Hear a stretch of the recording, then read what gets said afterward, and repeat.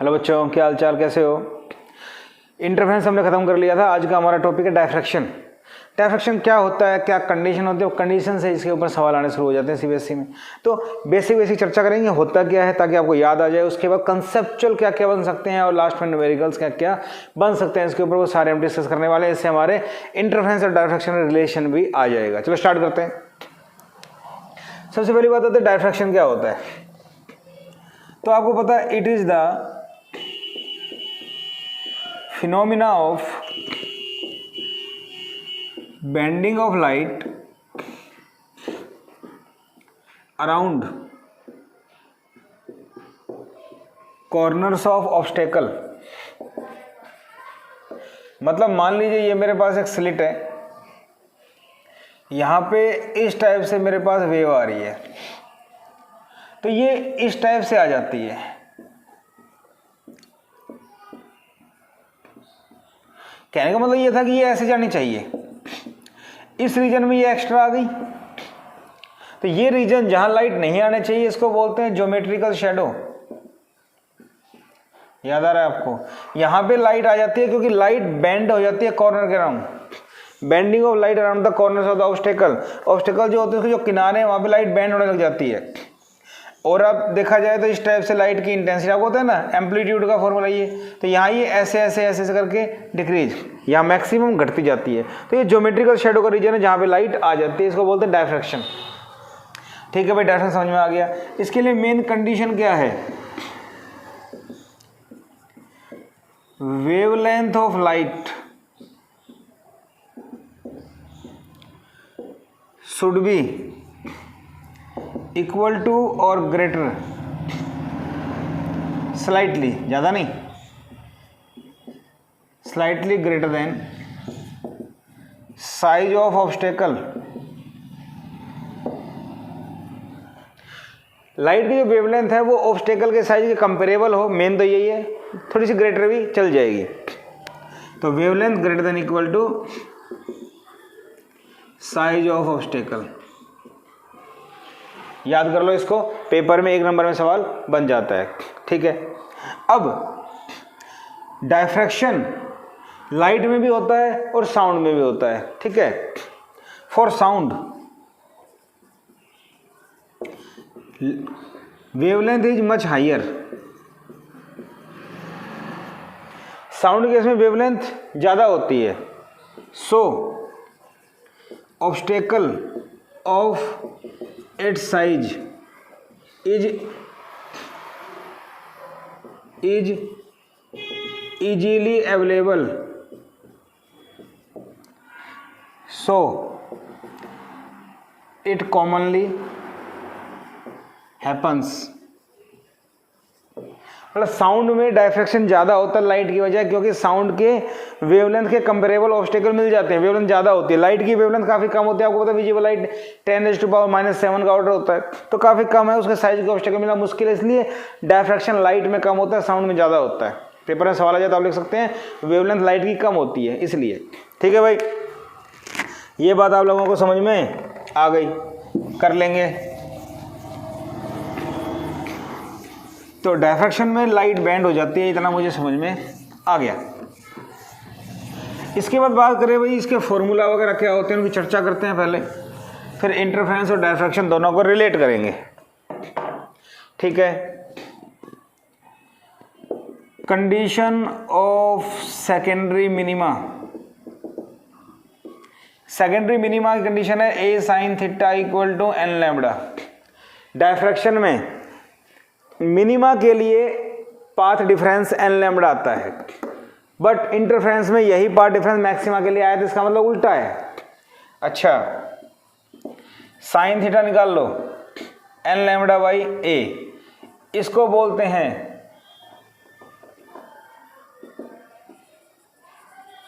Angular width. Angular width का formula हो जाता है ये, एंगल की टर्म में है ना, ये एंगल बनाता है तो एंगुलर विड्थ बोल सकते हैं इसको। बात समझ में आ गई। हालांकि अभी हमें ज़्यादा इसका यूज करना नहीं है, सेंट्रल मैक्सिमा की विड्थ आएगी वहाँ बताऊंगा। साइन थीटा को मैं पुट कर सकता हूँ y/d, आपने डेरिवेशन किया वहाँ आ जाएगा, तो यहाँ से आ गया n लैम्डा d/a। ए क्या होता है, स्लिट विड्थ, स्लिट की चौड़ाई a होती है, वहां पे स्लिट सेपरेशन आता था, इंटरफेरेंस में स्लिट सेपरेशन, दो स्लिट्स के बीच का गैप d, यहाँ स्लिट की चौड़ाई, यहाँ चौड़ाई काफी कम है। बात समझ में आ गई, ये a तो ये d, इतनी बात समझ में आ गई भाई। सेकेंडरी मिनिमा के लिए n lambda D by d interference में, तो इंटरफेरेंस में जो मैक्सिमा का फॉर्मूला था वो यहाँ पे मिनिमा का फॉर्मूला है, और एन की वैल्यू 1 2 3 एंड सो ऑन। ठीक है भाई, इतनी बात मुझे समझ में आ गई। अगर एंगल की टर्म में आ जाए तो ये ऐसे कर सकते हैं। अगर आपसे कोई कहते हैं सेंट्रल मैक्सिमा से थर्ड मिनिमा जो है उसका एंगल 30 डिग्री है, तो एंगल की टर्म में हम इसको सॉल्व कर सकते हैं, सवाल करवाऊंगा एक। ठीक है भाई, ये हो गया condition for secondary maxima. Secondary maxima की बात करें तो a sin theta equal to 2n plus 1 lambda by 2, इसका ध्यान रखना यहाँ प्लस आएगा क्योंकि n की वैल्यू 1 से स्टार्ट होगी, क्योंकि लैम्डा बाई 2 मिनिमा आ जाता, आपने पढ़ा होगा। फर्स्ट मैक्सिमा 3/2 लैम्डा वेवलेंथ के ऊपर होता है, 3/2 लैम्डा। थोड़ी डिस्टर्बेंस है बेटा, ध्यान दो। साइन थीटा क्या आ गया 2n plus 1 lambda by 2, a नीचे आ जाएगा। ठीक है, और साइन थीटा ये फिर एंगल की टर्म में आ गया, तो मैक्सिमा का भी एंगल हो सकता है। इसको मैं लिखूँ y बाई डी, तो 2n plus 1 lambda by 2a, यहाँ से इसको ले आओ 2n plus 1 lambda d upon में 2a। याद आ रहा तो वो फॉर्मूला था 2n minus 1 lambda d by 2d, 2 small d, तो स्मॉल d की जगह a आ रहा है, यहाँ प्लस आ रहा है। ये भी 1 2 3 से स्टार्ट होगा। इतनी बात समझ में आ गई। अगर आप चेक करना चाहते हैं तो n को अगर 1 पुट करता हूँ तो 1 रखो, यहाँ पे yn कर देते हैं, इसको yn कर देते हैं। 1 रखूँगा तो 3 हो जाएगा, 3/2 लैम्डा डी बाई ए। 2 रखूँगा तो 2 दूनी 4 5, 5/2 लैम्डा डी बाई ए। बात समझ में आ गई। ऐसे 3 रखूँगा तो 7 आ जाएगा, 3 दूनी 6 7, इस टाइप से एंड सो ऑन ये चलता जाएगा। तो ये मैंने बता दिया 3 5 7 की टर्म में मैक्सिमा आता है, मिनिमा 1 2 3 की टर्म में आएगा। इतनी बात समझ में आ गई आप लोगों को। ठीक है भाई, फॉर्मूले याद करने हैं। y equal to n lambda D by a, 2n plus 1 lambda D by a. Central maxima से आपका कोई भी सेकेंडरी मिनिमा या मैक्सिमा, जैसे इंटरफेरेंस में आया था कि सेंट्रल मैक्सिमा से third bright fringe, fourth bright fringe, third dark fringe की डिस्टेंस बताओ, तो वही डिस्टेंस है y सेंट्रल मैक्सिमा से कोई भी, थर्ड ब्राइट डार्क। ठीक है भाई, फॉर्मूले समझ में आ गए मुझे। इसके बाद सेंट्रल मैक्सिमा का एक अलग से कंसेप्ट है यहाँ पे, वो देखते हैं। सबसे पहले कोई आपसे पूछे भाई इसका इंटेंसिटी वेरिएशन क्या होता है, वो अगर बनाएं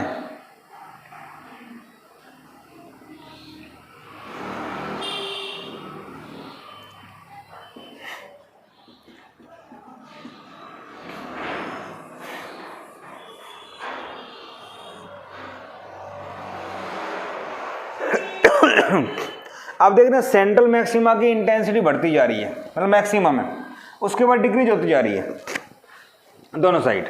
तो इंटेंसिटी और यहाँ डिस्टेंस, मिनिमा के लिए क्या था n लैम्डा, तो lambda 2 lambda 3 lambda 4 lambda 5 lambda, minus lambda minus 2 lambda minus 3 lambda minus 4 lambda and so on बन जाएगा।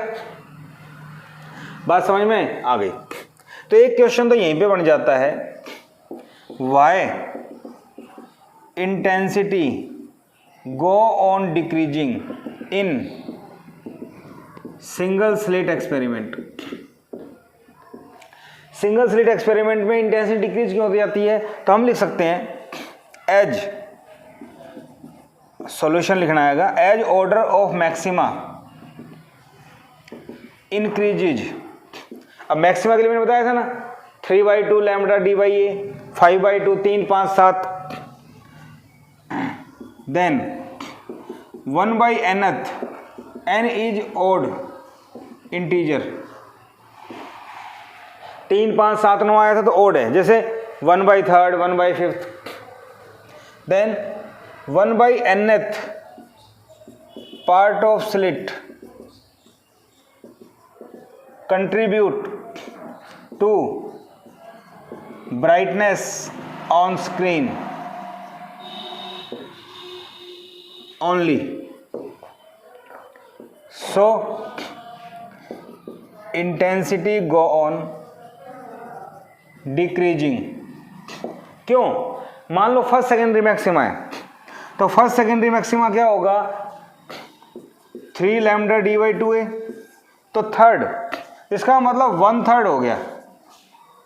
पूरी स्लिट का थर्ड पार्ट जो होगा वो स्क्रीन के ऊपर जो मैक्सिमा बनेगा 1/3 पार्ट, मतलब 1/3 जो लाइट है उसकी वजह से बनेगा, बाकी 2/3 मान लॉस हो जाएगा। फिर सेकेंडरी में मान लो 5 आता है तो ये 5th हो जाएगा, तो 5वां हिस्सा जो होगा स्लिट का उतनी लाइट वहाँ मैक्सिमम बनाएगी, बाकी 4 हिस्से 0, मतलब इंटेंसिटी 0 होगी उसकी वजह से। तो इसका मतलब पहले वाले का तीसरा हिस्सा, दूसरे वाले का 5वां हिस्सा, 7वां 9वां 11वां, इसका मतलब ये स्लिट इतनी बड़ी है, इसके 11वें हिस्से की जो लाइट होगी वही स्क्रीन पे मैक्सिमम बनाएगी, बाकी नहीं बनाएगी। तो धीरे धीरे इंटेंसिटी डिक्रीज होती जाती है, इसलिए ऐसा होता है। काफ़ी इंपॉर्टेंट सवाल है, आ सकता है। क्या मेरी बात समझ में आ गई? ठीक है भाई, ये भी समझ में आ गया। अब क्वेश्चन के साथ साथ बात आती है width of central maxima. Central maxima की विड्थ क्या होती है? It is the distance between first secondary minima on either side of central maxima. Definition आ सकती है इसकी,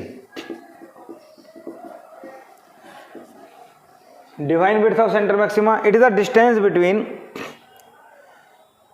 फर्स्ट सेकेंडरी मिनिमा। देखो सेकेंडरी मिनिमा सेकेंडरी मैक्सिमा होता है, फर्स्ट पहला है, first secondary minima on either side of central maxima, central maxima के आइदर साइड। तो ये होती है, ये होता है 2 लैम्डा डी बाई ए। भाई n लैम्डा डी बाई ये मिनिमा के लिए फॉर्मूला था, इधर का डबल हो जाएगा, ये कर दिया। यहां मैं अगर बोलूं angular width of central maxima, angular width क्या हो जाएगी, थीटा की टर्म में आएगी वो 2 लैम्डा बाई ए। याद रखना 2 lambda by A angular width का फॉर्मूला बन जाता है। ये क्लियर है, बात समझ में आ गई। और थीटा की जगह हम यहाँ पे साइन थीटा भी कर सकते हैं। क्यों कर सकते हैं? फॉर्मूला था a sine theta equal to n lambda, याद आ रहा है? तो साइन थीटा क्या आ गया, n lambda by a, n lambda by a हो गया। पहला मैक्सिमा है तो 1 आ गया। बात समझ में आ गई? तो पहले का ये जो एंगल बना ये यहां से लेकर यहां तक बढ़ा, ये इधर का भी चाहिए तो डबल करना पड़ेगा ना इसको। बात समझ में आ गई, हाँ या ना? तो सेंट्रल मैक्सिमा की जो विड्थ है वो कितनी आ जाएगी, साइन थीटा की टर्म में भी हम इसको ले सकते हैं, 2 लैम्डा बाई ए। क्लियर है, मेरी बात समझ में आ गई? ओके, ये भी ठीक है।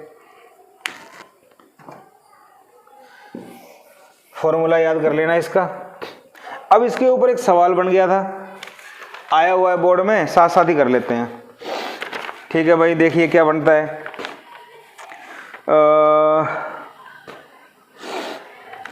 देखो एक सेकेंड रुको। In single slit experiment a slit of width D, slit की विड्थ क्या दे रखी है, D. A slit of width D is illuminated by a light of wavelength 650 nanometre for what value of D, D की क्या value होगी, first minima falls at 30 degree. D की value बताओ, first minima falls at 30 degree. Second question है first maxima falls at 30 degree. अब देखो first minima का मतलब फर्स्ट सेकेंडरी मिनिमा, तो फर्स्ट मिनिमा के लिए क्या फॉर्मूला होता है वैसे हमारे पास, a sine theta equal to n lambda. जो y वाला है वो तो सेंट्रल मैक्सिमा से ऊपर नीचे की बात करें डिस्टेंस की, तो हमें बेसिक फॉर्मूला याद है। साइन थीटा मुझे याद है y बाई डी होता है, लेकिन मुझे सीधा दे रखा है, तो थीटा तो हो जाएगा 30 डिग्री, n हो जाएगा 1। तो sine 30 equal to 1 lambda 650 nanometre और ए निकालना है। और ए की जगह क्या दे रखा है यहाँ पे, डी। तो डी को ऊपर ले आओ, 650 10 की पावर -9, साइन 30 क्या होता है 1/2, 1/2 घूम के ऊपर 207 1.3 10 की पावर -6। क्या मेरी बात आपको समझ में आ गई? तो इस टाइप से हम इसको सॉल्व कर सकते हैं। ठीक है भाई। तो फर्स्ट मिनिमा 30 डिग्री पे बच्चे कंफ्यूज हो जाते थे, करें क्या? सेंट्रल मैक्सिमा की विड्थ का फॉर्मूला होता है ये, ठीक है। लेकिन अगर आपको सेंट्रल मैक्सिमा से आगे की जो डिस्टेंस दे रखी है यही तो वाई होती है, तो अगर ये डिस्टेंस दे रखी है तो अपने वो जनरल फॉर्मूला है a sine theta N lambda, A sine theta 2n + 1 λ/2, तो वो भी आप याद कर सकते हो, इससे ये हो जाएगा हमारा। ठीक है भाई, कर लेंगे इस टाइप से। ओके, ये भी हम लोग कर सकते हैं। ऐसे सेकंड पार्ट था फर्स्ट मैक्सिमा, तो फर्स्ट मैक्सिमा क्या होगा, ए साइन थीटा 2n + 1 λ/2। तो n को 1 कर दो, a को d कर दो, इसको 30 कर दो। क्या मेरे ख्याल से सोल्व कर सकते हो? वैल्यू पुट करो, सोल्व कर लो इसको, तो अपने आप सोल्व कर लो, आंसर आ जाएगा। वैल्यू पुट करनी है और कुछ नहीं करना है इसके अंदर। मेरे ख्याल से बात समझ में आ गई आप लोगों को। तो एंगल की टर्म में बताया सेंट्रल मैक्सिमा 2 λ/a होता है। ठीक है भाई, ये बात भी समझ में आ गई।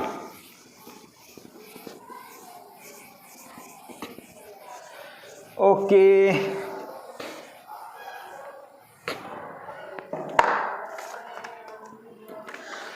थोड़ा ध्यान रखना, मैं शायद लिखना भूल गया, मुझे ध्यान नहीं आया। साइन थीटा क्या आया था, λ/d/a। Width of central maxima 2 λ था ना, मैं शायद यहाँ 2 लगाना भूल गया था, इसका ध्यान रखना, ये 2 आएगा। तो width of central maxima sine की टर्म में भी हो सकता है ऐसे, क्लियर है? या फिर हमें पता है a sine theta equal to n lambda, ठीक है। सेंट्रल मैक्सिमा में 1 आता है λ/a, तो डबल करना है 2 λ/a। अगर एंगल की टर्म में चाहिए तो एंगल की टर्म में ऐसा हो जाएगा, मतलब साइन थीटा निकाल के उसका डबल कर दो, ठीक है। वहां में 2 लगाना भूल गया, उसके लिए सॉरी, गलती नहीं होनी चाहिए ना। ठीक है भाई, ये बात भी समझ में आ गई। सेंट्रल मैक्सिमा की विड्थ कैसे क्या करना है ये भी समझ में आ गया। ठीक है, क्लियर है? ओके, इसके बाद बात करते हैं, देखो कंसेप्चुअल्स की। सुनो पहले थोड़ा सा। इंटरफेरेंस होता है, उसके अंदर क्या होता है, दो वेव आपस में सुपर इम्पोज करते हैं, कंस्ट्रक्टिव डिस्ट्रक्टिव इंटरफेरेंस होता है और फ्रिंजेस बनती हैं, और डायफ्रैक्शन में लाइट बैंड होती है। क्या इंटरफेरेंस में डायफ्रैक्शन भी होता है? सोचा ही नहीं कभी। एक्चुअली इंटरफेरेंस में 2 स्लिट होती है, दोनों स्लिट में डायफ्रैक्शन होता है, और वो डायफ्रैक्टेड वेव जो होती हैं वो सुपर इम्पोज करके फ्रिंजेस बनाती हैं। तो 1 नंबर का क्वेश्चन सेट हो सकता है। क्वेश्चन आप लिख सकते हो, in what way diffraction from single slit is related to the interference in double slit experiment. Single slit का डायफ्रैक्शन जो है वो डबल स्लिट इंटरफेरेंस से कैसे रिलेटेड है, तो इसके लिए हम क्या लिखेंगे, ठीक है, diffraction related to interference shortcut में। तो क्या होगा, diffracted wave from each slit in double slit experiment superimpose to form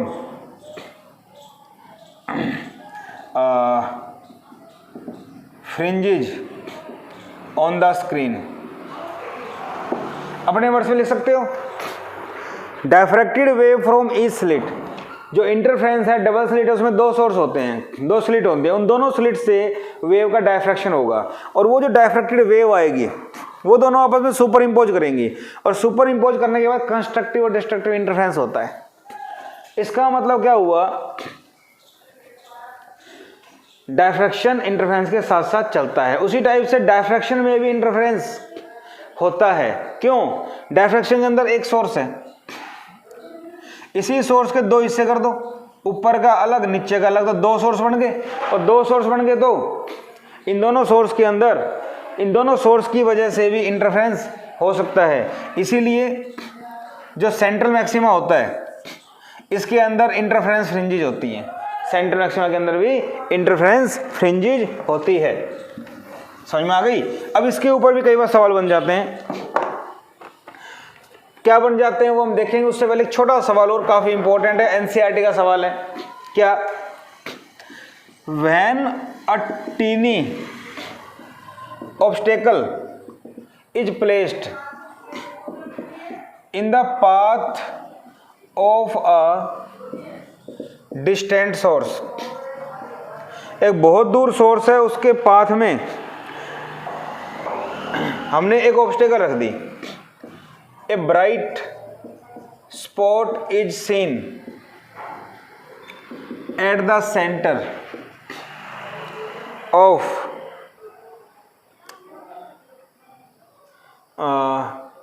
A bright spot, मतलब ऑफ ऑब्स्टेकल, ऑब्स्टेकल का bright spot, centre of screen, screen के सेंटर पे जहां शेडो बनेगी, है ना, ऑब्स्टेकल शेडो, मतलब एक बहुत दूर से लाइट आ रही है, उसके रास्ते में कोई ऑब्स्टेकल आ गई, तो स्क्रीन के ऊपर ऑब्स्टेकल की वजह से जो शेडो बनेगी, उस शेडो के सेंटर पे ब्राइट स्पॉट बनती है। क्यों? बात समझ में आ गई? आंसर क्या होगा इसका? ऑब्स्टेकल ये है, ये स्क्रीन है, अंधेरा होगा वहां पे, उस अंधेरे वाली शेडो में सेंटर पे ब्राइट स्पॉट बनती है। क्यों? बिकॉज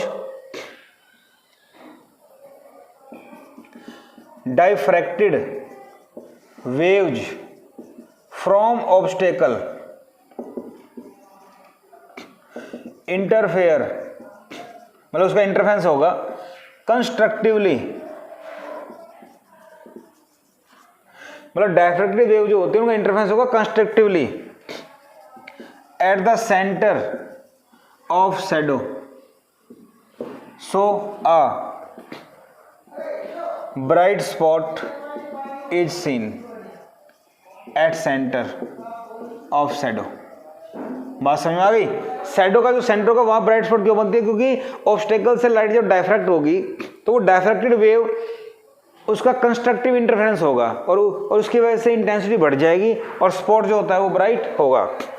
ये चीजें आपको याद करनी है, छोटे छोटे कंसेप्चुअल क्वेश्चन है जो सीबीएसई पूछ सकती है। ठीक है भाई, ये बात समझ में आ गई। अब क्लियर तो हो गया कि इंटरफेरेंस में डायफ्रैक्शन होता है, डायफ्रैक्शन में इंटरफेरेंस होता है। ओके, अब मान लो आपके पास सवाल आ जाए,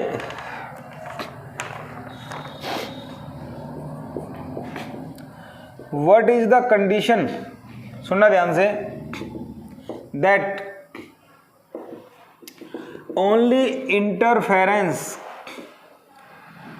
is observed in YDSC only, not diffraction. YDSC में इंटरफेरेंस भी होता है, डायफ्रैक्शन भी होता है, क्योंकि दोनों स्लिट से डायफ्रैक्टेड वेव आती है। तो क्या कंडीशन होनी चाहिए? याद कर लो, condition is that D must be greater than, very very greater than A। D क्या है? स्लिट सेपरेशन, ये है स्लिट विड्थ। इसका मतलब क्या हुआ? D by A much greater then 1, A by D very very less than 1। कहने का मतलब ये देखिए, ये जो D होता है और ये जो A होता है, D बहुत ज़्यादा होना चाहिए A से, इसका मतलब स्लिट सेपरेशन ज़्यादा होना चाहिए और A नेग्लिजिबल होना चाहिए। तो क्या होगा? नेग्लिजिबल होने से हमारा जो डायफ्रैक्शन है वो नहीं होगा। क्यों नहीं होगा वो बताता हूँ मैं, सुनना ध्यान से। जनरली जो सेंट्रल मैक्सिमा होता है इसके अंदर बहुत सारे फ्रिंजेज आएंगी, तो number of interference fringes, number of interference fringes in central maxima. तो कैसे करें? Width of central maxima and width of central maxima के अंदर कितनी फ्रिंजेज आएंगी? Width of total bright fringes. सुनना ध्यान से, सेंट्रल मैक्सिमा की विड्थ क्या होती है? 2 lambda D by A. Interference fringes n lambda D by D. बात समझ आ रही है? फ्रिंज विड्थ क्या होती है ब्राइट फ्रिंजेज की? Lambda D by D. कितनी ब्राइट फ्रिंजेज बनी? n मान लें भाई। ब्राइट फ्रिंजेज आई तो ब्राइट फ्रिंज की विड्थ कितनी होती है? Lambda D by D. कितनी आई? n मान लें। लैम्डा डी से लैम्डा डी कैंसिल। यहां से देखो जरा, d को इधर ले आओ, इस d को इधर ले आओ, a आ गया, d इधर, a नीचे, ये आ गया n/2। अब यहां पे मुझे पता है dy a very very greater then 1, तो dy a much greater then 1 है, तो ये भी। इसका मतलब नंबर ऑफ फ्रिंजेज जो होंगी वो बहुत बहुत बहुत ज़्यादा होंगी, 2 से। इसका मतलब काफ़ी ज़्यादा है, 100 के आसपास। और जब नंबर ऑफ फ्रिंजेज ज़्यादा हैं, तो सेंट्रल मैक्सिमा जो है वो क्या हो जाए? Broad. Central maxima is broad due to large number of fringes. तो मैं कह सकता हूँ central maxima will be flat. Central maxima flat हो जाएगा। फ्लैट होने की वजह से इसका मतलब क्या हुआ? Diffraction is no more, diffraction खत्म हो जाएगा। अब इतना बड़ा सोल्व कर दिया, क्या करें? समझाने के लिए बताया मैंने, क्या करना है? What is the condition? 1 number का सवाल, इससे ज़्यादा नहीं आएगा। अगर और ज़्यादा आ भी जाए तो आपको सिर्फ ये लिखना है, if d is much greater than the number of fringes in the central maxima. लिख लेना, number of fringes in central maxima is very very large, so central maxima becomes flat. बस, इससे ज़्यादा नहीं। Condition is that due to this condition central maxima becomes flat due to large number of bright fringes of interference pattern in central maxima. कर लेंगे? Okay, अच्छा सवाल है, इसके ऊपर काफ़ी क्वेश्चंस आ सकते हैं। एनसीईआरटी का सोल्व क्वेश्चन भी है, उसको घुमा के ही पूछ सकते हैं, तो मैं दोनों करवाता हूँ आपको।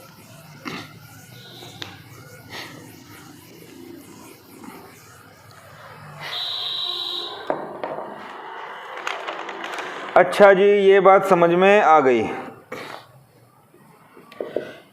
मान लो क्वेश्चन आ जाए, सीबीएसई में आया हुआ है, ठीक है।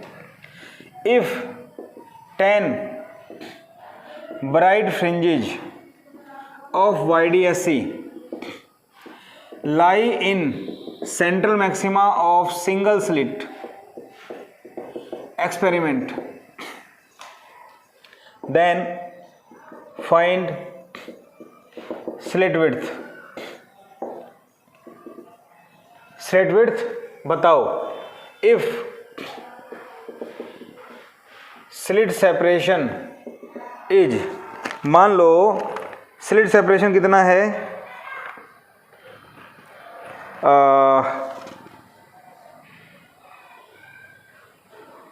10 मीटर, ज़्यादा हो जाएगा, ये डी मान लेते हैं। आंसर डी की टर्म में आएगा, फिर बताता हूँ आपको। तो सेंट्रल मैक्सिमा में कितनी फ्रिंजेज आ रही हैं? 10। तो अकॉर्डिंग टू क्वेश्चन हम लिखेंगे विड्थ ऑफ सेंट्रल मैक्सिमा और विड्थ ऑक्यूपाइड बाय फ्रिंजेज। इसकी होती है 2 लैम्डा डी बाई ए, ये होता है n lambda D by D. बात समझ में आ गई? अब यहाँ ये कितना दे रखा है? चलो आगे रखेंगे, 10 दे रखा है, ये कट गया, ये कट गया, d इधर 5a, मुझे निकालना है a। तो इसका मतलब क्या हुआ? स्लिट विड्थ कितनी हो गई? d by 5, d by 5। अगर मैं आपसे कह दूं ये 1 मीटर है, अगर ये 1 मीटर है तो a कितना आ गया? 1/5, 0.2 मीटर। तो मेरे ख्याल से आप लोगों को बात समझ में आ गई। अगर आपके पास सवाल आ जाए कि सेंट्रल मैक्सिमा के अंदर इतनी ब्राइट फ्रिंज है, डरना नहीं है। सेंट्रल मैक्सिमा की विड्थ का फॉर्मूला याद है, 2 lambda D by A. Fringe width होती है लैम्डा डी बाई डी, कितनी है मल्टीप्लाई करके बराबर कर दो, आपका आंसर आ जाएगा। ठीक है, ये बात भी समझ में आ गई, मैं कर सकता हूं। इसी क्वेश्चन को घुमा के पूछ लिया जाए, इसी क्वेश्चन को घुमा के पूछ लिया जाए तो क्या बनेगा, एक्सपेक्टेड। वो आया था, ये आ सकता है क्या, if slit width of slit is 1/5 of slit separation in YDSC, find number of bright fringes lie in between central maxima of single slit। Single slit के सेंट्रल मैक्सिमा में लाई करे, तो अभी भी वो करना है, सेंट्रल मैक्सिमा ये नंबर ऑफ फ्रिंजेस n मान ले, फ्रिंज विड्थ ये आ गया, उल्टा कर दिया, सेंट्रल मैक्सिमा मतलब डायफ्रैक्शन ए या डी, ये कट गया 2/a, डी कितना है, ए क्या दे रखा है d/5, तो डी क्या आ जाएगा 5 है, तो n 5 है, ए से ए कट गया, n = 10। उस वाले सवाल में पीछे वाले में n को 10 मानना था, यहाँ पे n निकालना था, चीज़ तो वही है। तो काफ़ी इंपॉर्टेंट सवाल है, इस टाइप के आ सकते हैं, ध्यान रखना है, रख लेंगे।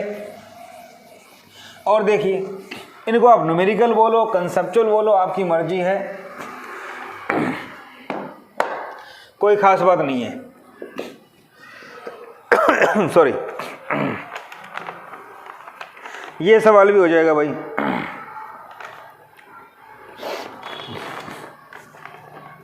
इसके बाद देखो, for a single slit first minima lie at an angle λ/a। ठीक है भाई, for a single slit first minima lie at an angle λ/a। ए क्या होता है, slit width.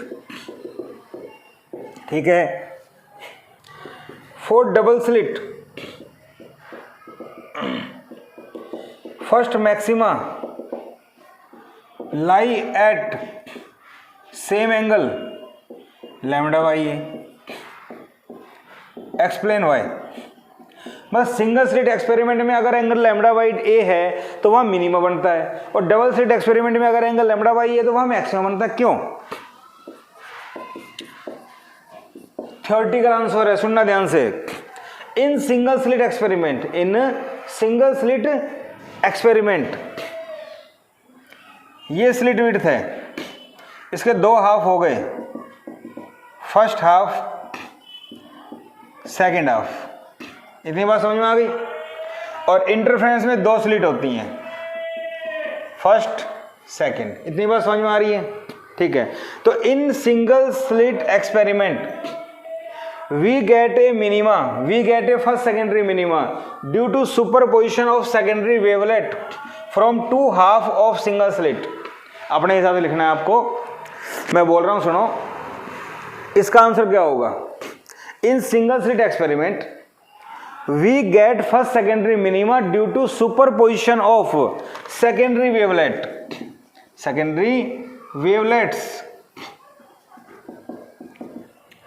we get first secondary minima due to superposition of secondary wavelet from 2 half of single slit because path difference is λ/2, because path difference between 2 half is λ/2। और आपने पढ़ा हुआ है interference में अगर पाथ डिफरेंस λ/2, 3 λ/2, 5 λ/2 तो क्या बनता है, डार्क फ्रिंज। तो ये डार्क बन गए, लिख लेंगे। Four double slit experiment we get a maxima due to superposition of 2 waves from 2 sources। From two coherent sources because path difference between them is lambda. और इंटरफेरेंस में आपने पढ़ा पाथ डिफरेंस अगर n लैम्डा है तो क्या बनता है मैक्सिमा। तो इन डबल स्लिट एक्सपेरिमेंट, तो डिस्टर्बेंस है sorry, in double slit experiment we get a maxima from two sources because of superposition of waves from two sources because path difference is lambda। तो interference में path difference lambda है, यहाँ path difference lambda by 2, basic बात ये है।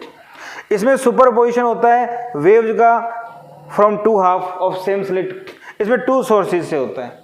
ठीक है, फिर से बोल देता हूँ मैं, in single slit experiment we get a minima due to superposition of secondary wavelet from two half of a source because path difference is lambda by 2.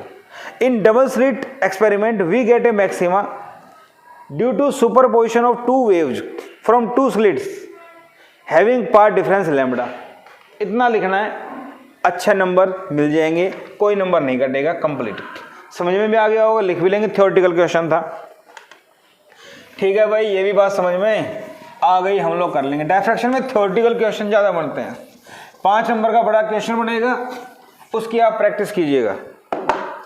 पता है आपको डायफ्रैक्शन के ऊपर 5 नंबर का सीधा बड़ा क्वेश्चन बन जाता है, तो वो आप diffraction by Manoj Gupta sir YouTube पे सर्च कीजिए, या चैनल सब्सक्राइब किया हुआ तो प्लेलिस्ट में आपको मिल जाएगा। ठीक है, ढूंढने की जरूरत नहीं पड़ेगी, तो अच्छे से सॉल्व कर सकते हैं। छोटे छोटे कंसेप्चुअल कंसेप्ट जो बनते थे वो मैं सारे बता रहा हूँ आपको, ताकि आपको दिक्कत ना आए।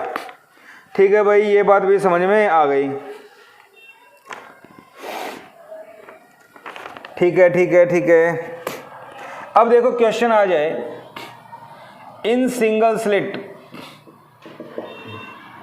If width of slit is made double, slit की विड्थ क्या कर दें double, then how does it affect the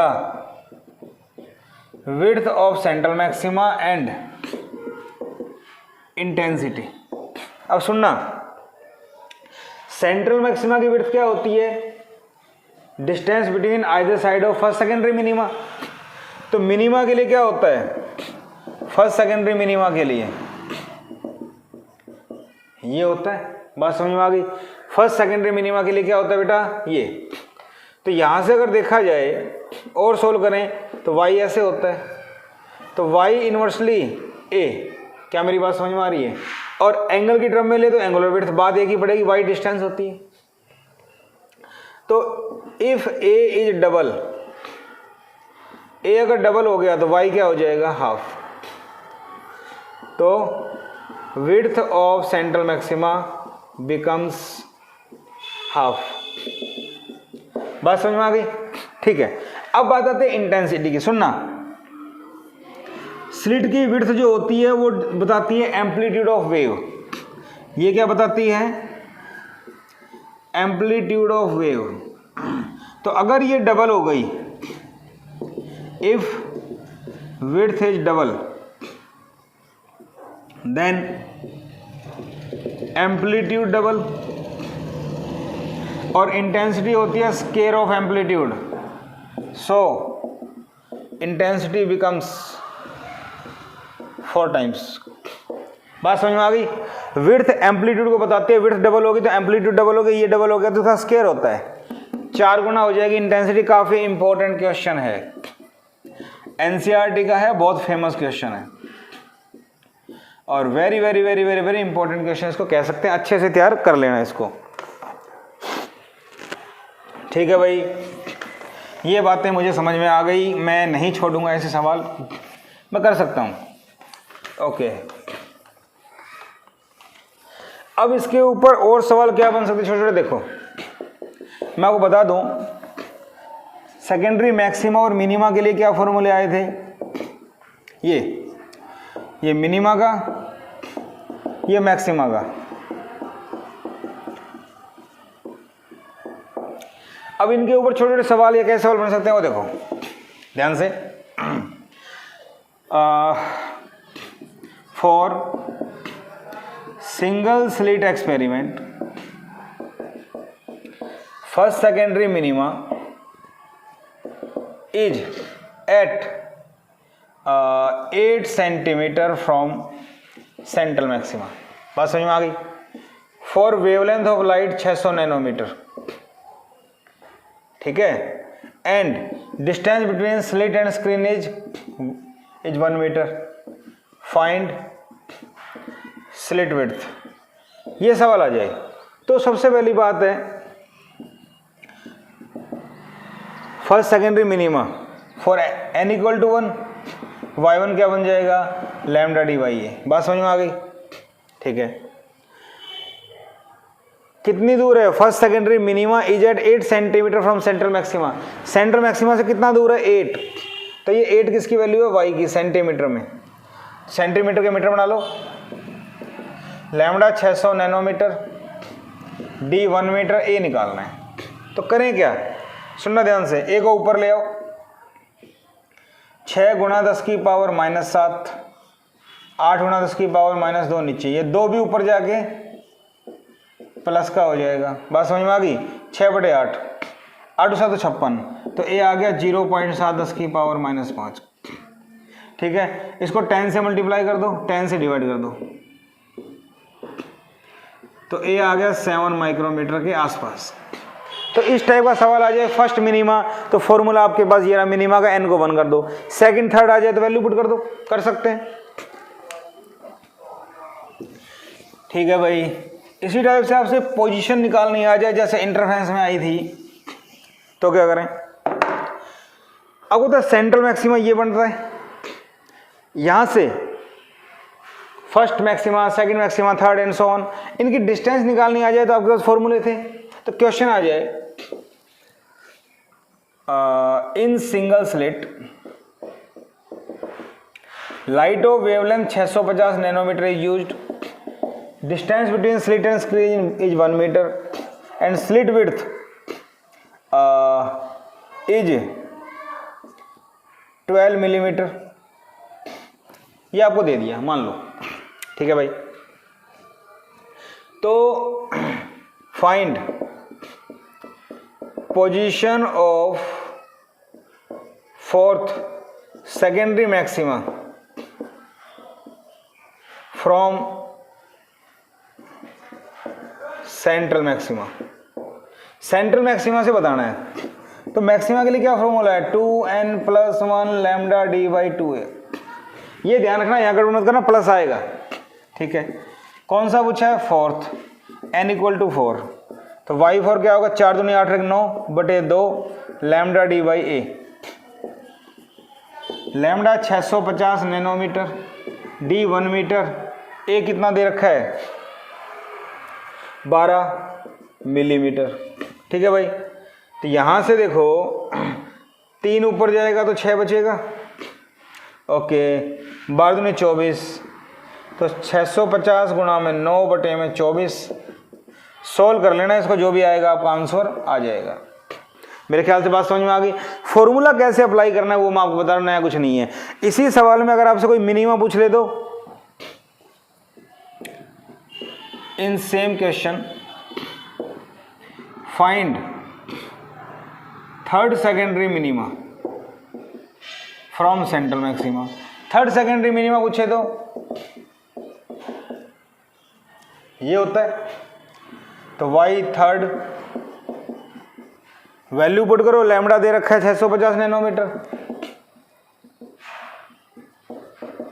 d दे रखा है 1 मीटर, a दे रखा है 12, 3 चौक 12, 4 एकम 4, 4 छिंग 24, 2 4 दूनी 8, ये आ गया। तो मेरे ख्याल से बात समझ में आ गई। आपको करना क्या, जस्ट वैल्यू पुट करनी है, आपको आनी चाहिए, और कुछ नहीं है इसके अंदर, ठीक है भाई।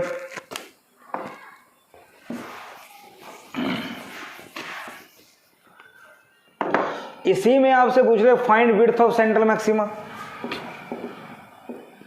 Find width of central maxima, तो बेटा विड्थ का फॉर्मूला क्या होता है, 2 लैम्डा डी बाई ए। और मान लो पूछ रहे एंगुलर विड्थ, तो वो भी निकल जाएगी, तो 2 lambda D by A solve कर लेंगे। 2 6 12, 6 एकम 6, 0, 6 7 6 8 48 2, ये आ गया। तो विड्थ ऑफ सेंट्रल मैक्सिमा आ गया। अगर आपसे पूछ लें एंगुलर विड्थ, तो एंगुलर विड्थ क्या हो जाएगी 2 lambda by A. Value put करो, सोल्व करो,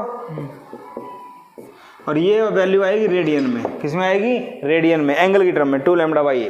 पता है ना? सोल्व कर लेंगे। ओके, बात समझ में आ गई। तो मेरे ख्याल से इस टाइप के सवाल में फॉर्मूले याद होने चाहिए, आप लोग सोल्व कर सकते हो। अगर मिनिमा पूछे तो 2 lambda D by a, sorry n lambda D by a. अगर मैक्सिमम पूछे तो 2n + 1 lambda D by D जो पूछे। कभी कभी सवाल ये आ जाता है, find difference between positions of third bright fringe या third secondary maxima and 6th secondary maxima. तो 6th सेकेंडरी मैक्सिमा की डिस्टेंस निकाल लो, थर्ड की निकाल लो फॉर्मूले से, और दोनों को माइनस कर दो, आपका आंसर आ जाएगा। नई चीज नहीं है, मैक्सिमा निकालना आ गया आपको, थर्ड का और 6th का दोनों का निकाल लो, दोनों घटा दो।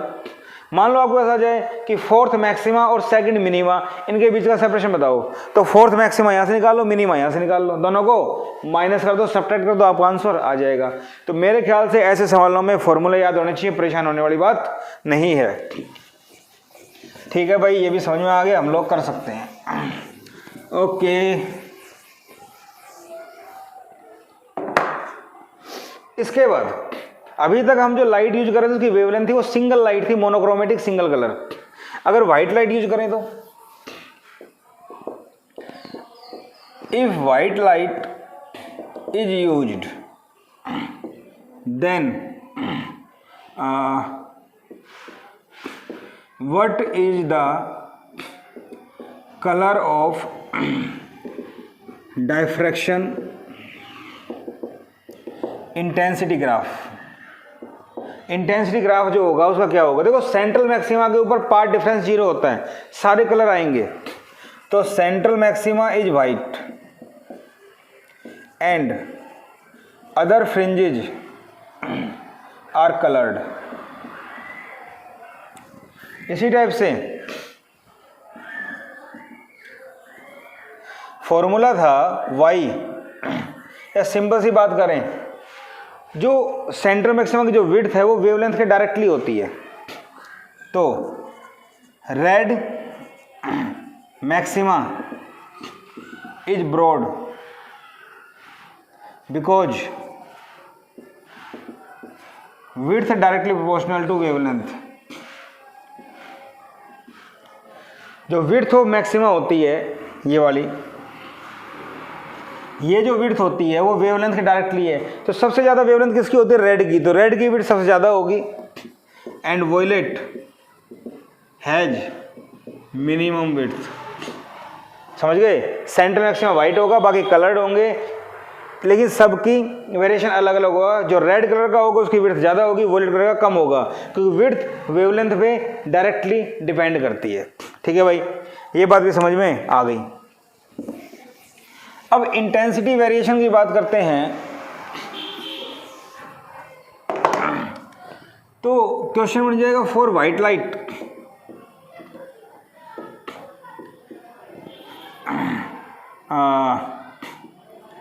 Effect on intensity in interference.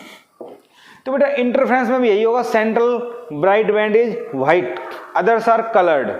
ठीक है, इंटरफेरेंस की अगर बात करें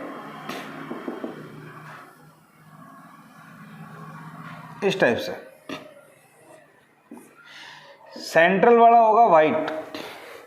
अब बात आती है सेंट्रल वाला व्हाइट है, उसके बाद क्या होगा? उसके बाद होगा रेड। क्यों? सुनना ध्यान से। फ्रिंज विड्थ जो होती है वो वेवलेंथ के डायरेक्टली है, ये तो आपको पता है। ठीक है, सेंट्रल मैक्सिमा के बाद अगला जो आता है वो तो मिनिमा आता है ना। तो मिनिमा के लिए क्या फॉर्मूला है? 2n - 1 लैम्बडा बाई 2, ये फॉर्मूला होता है मिनिमा के लिए। ठीक है, अब बात आती है कि y मिनिमम होना चाहिए, क्योंकि सेंट्रल मैक्सिमा के जस्ट बाद जा रहे हैं, तो सेंट्रल मैक्सिमा के जस्ट बाद y मिनिमम तो लैम्डा मिनिमम, और जो लैम्डा मिनिमम वो किसके लिए होता है, ब्लू कलर के लिए। वैसे तो आपका वॉयलेट होता है, लेकिन हमारे लिए जो विजिबल कलर है वो ब्लू होता है, तो ब्लू कलर के लिए मिनिमा, तो ब्लू कलर के लिए अगर ये मिनिमा है तो ये किसके लिए होता है, डार्क। तो डार्क में अगर मैं ब्लू कलर यूज करता हूँ, इसका मतलब क्या है, lambda B blue fringe is absent.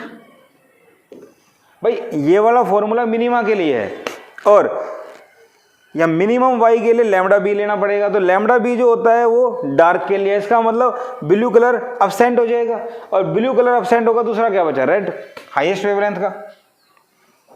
So next fringe to central fringe is red. Central के बाद जो आती है वो रेड आएगी, क्योंकि मैंने आपको बता दिया। एक नंबर का सवाल यहां पे ये आ जाता है कि अगर path difference lambda B by 2 है, if path difference is lambda B by 2, कौन सी फ्रिंज बनेगी। अब पाथ डिफरेंस लैम्डा बाई 2 है, या लैम्डा बाई 2 पाथ डिफरेंस किसके लिए होता है, डार्क कलर के लिए। तो डार्क कलर के लिए ब्लू एब्सेंट हो गया, बचा क्या, red, fringe will be red. ये आपके 10 ईयर में मिल जाएगा, बहुत बार आया हुआ है, ठीक है। अगर बटे में 2 आ जाए हाफ की टर्म में, तो वो कलर एब्सेंट होगा, और वो एब्सेंट होगा तो दूसरा बचेगा। अब एक्सट्रीम कलर ब्लू और रेड होते हैं, तो रेड बचेगा, क्लियर है। ऐसे ही सेंट्रल के जस्ट बाद वाई मिनिमम होता है, लैम्डा मिनिमम ब्लू कलर, लेकिन ये डार्क के लिए होता है, तो ब्लू एब्सेंट हो जाएगा, ब्लू एब्सेंट तो क्या बचा, रेड। तो नेक्स्ट फ्रिंज क्या होगी, रेड, याद हो गया। और लास्ट में एंड विद ब्लू, लास्ट में कौन सी आएगी, ब्लू। तो central band white, others are coloured, next पूछ ले तो रेड आता है। बस सारी बात समझ में आ गई। तो इंटरफेरेंस और डायफ्रैक्शन दोनों में रिलेशन था, वो भी हमने आज डिस्कस किया। कल इंटरफेरेंस डिस्कस किया था, आज डायफ्रैक्शन डिस्कस किया है। बड़े अच्छे से जितने मैक्सिमम पॉसिबल क्वेश्चन बन सकते थे मैंने बताए। थोड़ी स्पीड जरूर ज़्यादा रही होगी, कोई दिक्कत नहीं है। आप लेक्चर को स्लो करके भी सुन सकते हैं, कोई क्लासरूम तो है नहीं, ठीक है ना। हमें कम टाइम में कंप्लीट करना होता था, इसलिए हमने किया।